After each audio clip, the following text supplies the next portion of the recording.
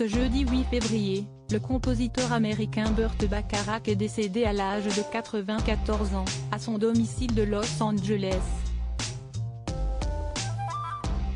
Une figure inoubliable du monde de la musique, qui laisse derrière lui des titres gravés dans les mémoires.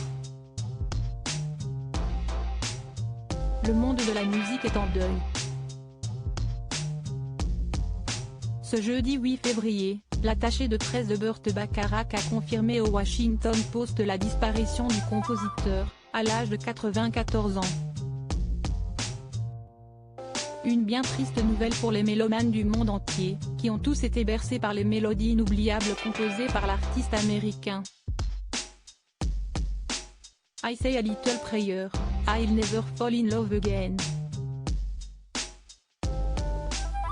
Tant de titres connus de tous et qui appartiennent désormais à l'héritage du compositeur américain, décédé de cause naturelle, comme l'a confirmé son agent à la fin. Impossible de nommer tous les artistes pour qui Burt Bacharach a composé des titres, mais les Beatles, Aretha Franklin, Tom Jones, ou encore Dionne Warwick font partie de cette prestigieuse liste.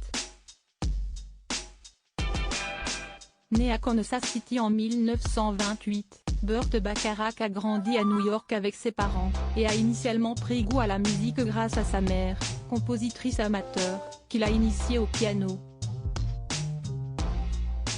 Après son service militaire, Burt Bacharach avait été embauché par Marlène Dietrich comme arrangeur et directeur musical dans le cadre de ses tournées.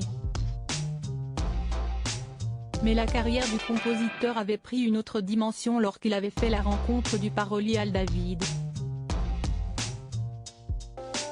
Son binôme inoubliable avec le parolier Al David ensemble, les deux hommes deviendront inarrêtables et marqueront à jamais l'histoire de la musique, classant même 15 de leurs titres dans le top 40 américain au fil des années, notamment le célèbre Anyone Who Had a Heart, interprété par Dionne Warwick et sorti en 1963.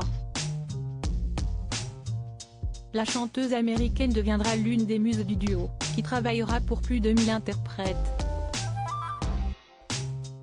Je n'ai qu'une règle, ne pas rendre les choses difficiles pour l'auditeur, avait déclaré le compositeur, qui s'inspirait souvent de rythmes jazz ou pop.